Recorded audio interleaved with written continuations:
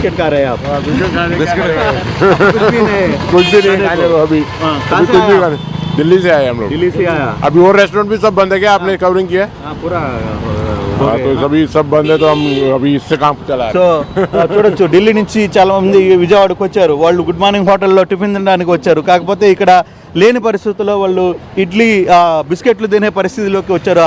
At least idli ఉన్నా కూడా మేము తిని వెళ్ళగలం అంటారు. కానీ హోటల్ క్లోజ్ అయింది, చాలా హోటల్స్ క్లోజ్ అవుతున్నాయి.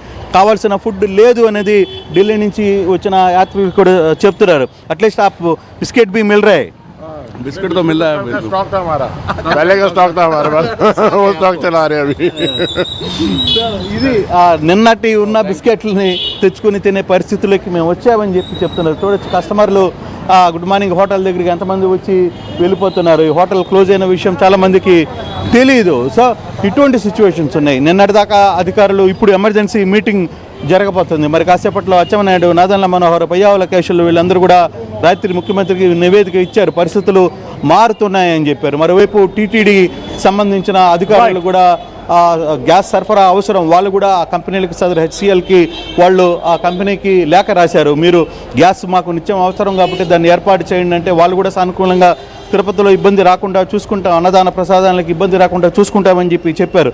ఆంధ్రప్రదేశ్ మొత్తం కూడా ఎక్కడ చూసినా గ్యాస్ కొరత రోజు రోజుకి పెరుగుతోంది. నిన్నటి నుంచి సడన్గా గ్యాస్ రాకపోవడం మనం చూసుకుంటే, గ్యాస్ సిలిండర్ల దగ్గర ఇందాక ఎంతమంది జనాలు వచ్చారో వాళ్ళ బాధలు చూస్తాం. దాదాపుగా 15 రోజుల నుంచి బుక్ కావట్లేదు, ఇప్పుడు బుక్ కావట్లేదు. బుక్ అయితే కనీసం ఎవరి దగ్గర ఉందో తెలియదు, గ్యాస్ ఎక్కడికి వెళ్ళాలో తెలియదు అని చెప్తున్నారు. చాలా సిచ్యువేషన్స్, కొంత ఇళ్లలో గ్యాస్ అయిపోతే నెక్స్ట్ ఏంటి, ఆల్టర్నేట్ ఏంటి వెతుక్కోవాల్సిన పరిస్థితి. మళ్ళీ పాత రోజులకి వెళ్ళాలి.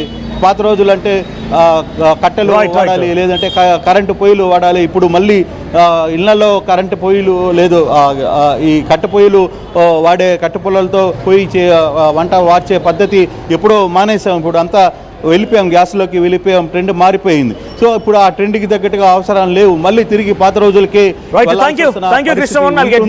ఒకసారి హైదరాబాద్ లో సిచ్యువేషన్ లా ఉంది, తెలంగాణ సిచ్యువేషన్ ఏంటి అనే దానిపైన హైదరాబాద్ నుంచి ఎస్ఆర్ నగర్ పరు టిఫిన్ సెంటర్ దగ్గర నుంచి ప్రతి నిర్మల కూడా సిద్ధంగా ఉన్నారు. నిర్మల, హైదరాబాద్ లో సిచ్యువేషన్ ఏంటి? తెలంగాణ వ్యాప్తంగా టిఫిన్ సెంటర్లో ఎటువంటి పరిస్థితి నెలకొంది? సో మీరున్న దగ్గర అది ఎక్కువ కూడా క్రౌడీగా ఉండే ప్లేస్, ఎక్కువగా విద్యార్థులు, కోచింగ్ సెంటర్కి వచ్చిన విద్యార్థులందరూ కూడా అక్కడ ఉండడానికి అవకాశం ఉండే ప్రాంతం. అక్కడ సిచ్యువేషన్ ఏంటి, అప్డేట్స్ ఏమున్నాయి?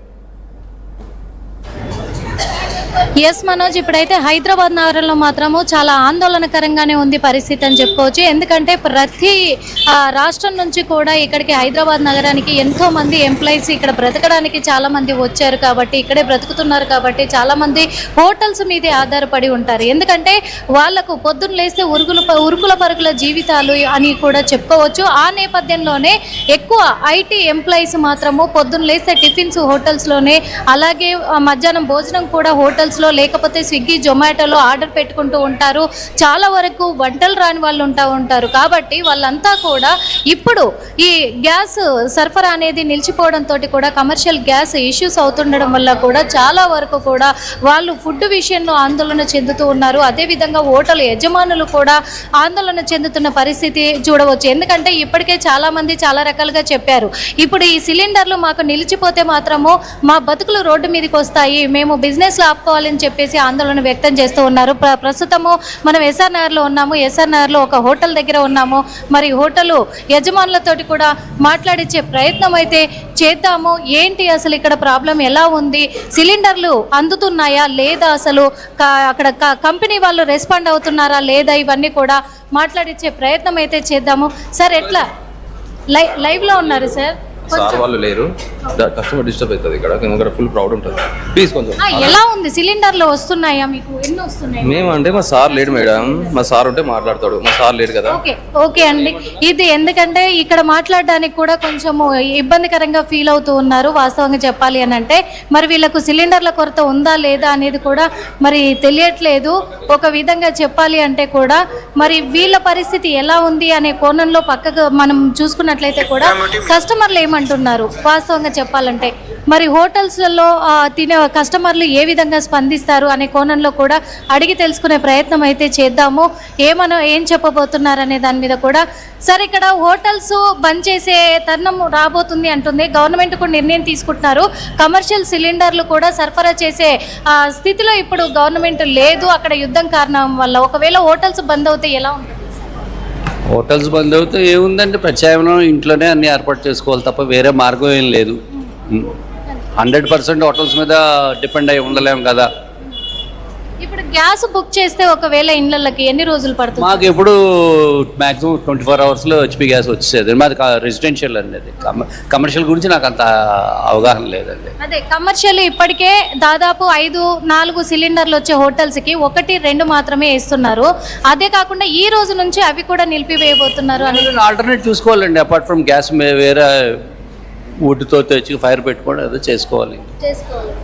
ఇప్పుడు హైదరాబాద్ నగరంలో చాలా రాష్ట్రాల నుంచి వచ్చి ఇక్కడ ఆ జీవితాన్ని గడిపే వాళ్ళు ఉన్నారు సార్. వాళ్ళందరూ కూడా ఐటీ ఎంప్లాయీస్ మెయిన్గా. వాళ్ళంతా హోటల్స్ల మీదే ఆధారపడి ఉంటారు, స్విగ్గీ, జొమాటో ఇలాంటివన్నీ కూడా. కానీ ఈ హోటల్సే ఒకవేళ క్లోజ్ చేస్తే అంత ఇదిగా క్లోజ్ చేయరు madam. It's not that easy to close the hotels. Government will take necessary action. They will see that gas cylinders are resumed as early as possible. Sir, మీరు చెప్పండి. ఒకవేళ మాకు తెలియదు. ఓకే, ఇక్కడ మాత్రము చాలామంది కూడా ఒక విషయం అయితే ఏమంటున్నారంటే కూడా హోటల్స్ క్లోజ్ చేసే పరిస్థితి వస్తే రోడ్డు మీదకి పడాల్సిన అవసరం అయితే వస్తుంది అంటున్నారు. కస్టమర్లు చూసుకున్నట్లయితే లేదు, హోటల్స్ క్లోజ్ చేస్తే ప్రాబ్లం అవుతుంది కాబట్టి చేయడం కుదరకపోవచ్చు అని కూడా అంటున్నారు. ఒక విధంగా చూస్తే కొంతమంది హోటల్ యాజమానులు ఏమంటున్నారంటే బ్లాక్లో కొనాలన్నా సిలిండరు 4,000 నుంచి 5,000 వరకు కూడా ఖర్చు అవుతుంది. కాబట్టి ఈ అంత ఖర్చు పెట్టి చిన్న చిన్న హోటల్స్ మేము రన్ చేసుకోవాలంటే మాకు చాలా ప్రాబ్లం అవుతుంది. కాబట్టి ఫర్దర్గా యాజమాన్యము ఖచ్చితంగా కూడా రెస్పాండ్ అవ్వాలి. ఫర్దర్గా ఆల్టర్నేటివ్ ఆలోచన ఏదన్నా చేయాలి. లేదంటే కనుక మా బిజినెస్లన్నీ దెబ్బతింటాయి, ఎంప్లాయీస్కి మేము శాలరీస్ ఇచ్చుకోలేకపోతాము అని చెప్పేసి కూడా వాళ్ళు ఆందోళన వ్యక్తం చేస్తున్నప్పటికీ కూడా ఇప్పటికే కొన్ని రకాలు, అంటే అన్ని రకాల టిఫిన్స్ కాకుండా కొన్ని రకాలు మాత్రం ఐటమ్స్ తగ్గించి చేస్తున్నాము. ఎందుకంటే గ్యాస్ మాకు దొరకడం కష్టం.